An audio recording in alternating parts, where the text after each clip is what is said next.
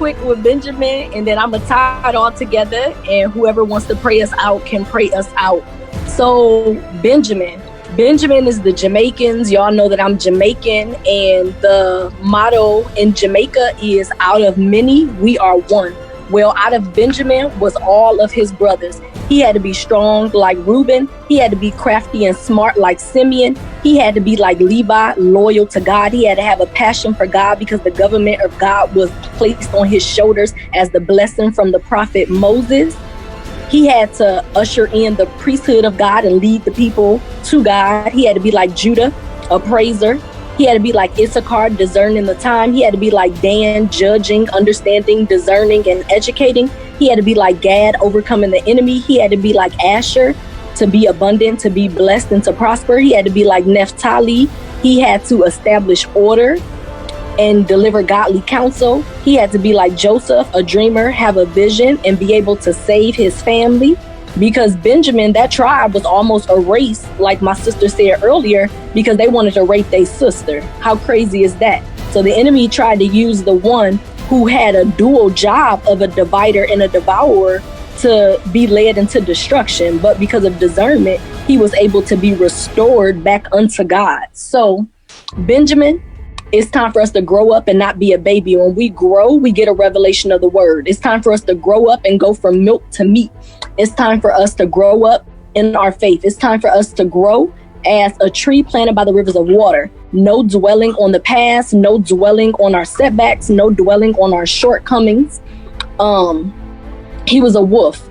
And as wolves, we need to allow the word to overtake any lack of faith that resides in our life. So when you devour the prey, you got to be ready to fight and stand your ground. So we got to be ready to fight and stand on the word of God. And then when we divide the spoil, whatever insight that we get, we got to be willing to share with our brothers and our sisters so our iron can sharpen one another and we can be united in this fight against our enemy, the adversary.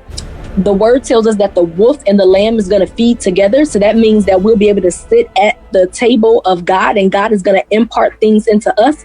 And it's our job to share it with our 12. It's our job to share it with our tribe. It's our job to share it with our family so we can all grow together. Notice each brother had dominion over a certain element, some in air, some in water, some in land, some over fire, which means all of us have an intricate puzzle, an intricate part to play, and all of us need one another. One by itself, isolated, the enemy is going to come in and attack. But when they all come together in unity, then as Mom has been telling us, we are a force to be reckoned with. So 12, authority, 12, government, 12, dominate. 12, the stones, establish the blessings, reestablish the covenant, reaffirm the purpose, restore the precious prelates, and to restore the principles.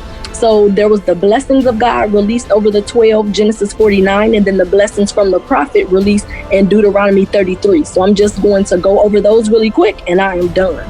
So y'all, we have to remember that we are like Reuben, the might of God. We are the strength. We are the excellency and dignity of power. We have to remember that we're like Simon and Levi. Anger will curse us and divide us, so we cannot be ruled by our emotions, but we are to unite, to have unity and walk together. We're going to be like Zebulon, and when we're dwelling at the sea and encountering the storms of life, the water is going to be ours, and God is going to make a way. He's going to calm the storm. He's going to direct our path, and he's going to navigate us. We have to be like Issachar. We have to be strong like a bull and an ox, but not be defeated by the burden. Know what time it is and how to move. As Dan, we got to judge the people, judge ourselves, judge the tribes, but not allow the snake to deceive us like he did Eve, because that was a curse on the bloodline to begin with, which was why Dan got deceived. We have to be like Gad, running through those troops, leaping over walls, being able to fight and not being conquered, standing the ground, standing on the word. We have to be like Asher, never being hungry, not begging for bread, having all provision and all promises, knowing that our faith is going to make us whole and our faith is going to take us to where it is that God is trying to take us. We got to be like Naphtali, the deer, swift and quick. We have to prophesy well and release good news and good counsel, sound judgment, not in our emotions, but stable and speaking and releasing by the word of God. And we have to seek God and drink from his well that will never run dry. We got to be like Joseph, fruitful, colorful, beloved of our Father who is in heaven. the water has to run in us so that the branches can run out, and we need to be rooted in God despite what comes before us. And we got to be like Benjamin, the wolf and the hunter, but we have to be able to unite the pack and devour and divide the enemy together. And we got to be like Judah, because praise is our weapon.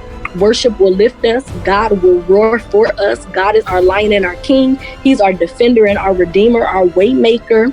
And we have to be putting our foot into the neck of the enemy so that we can keep the law of the land, and we have to keep the scepter.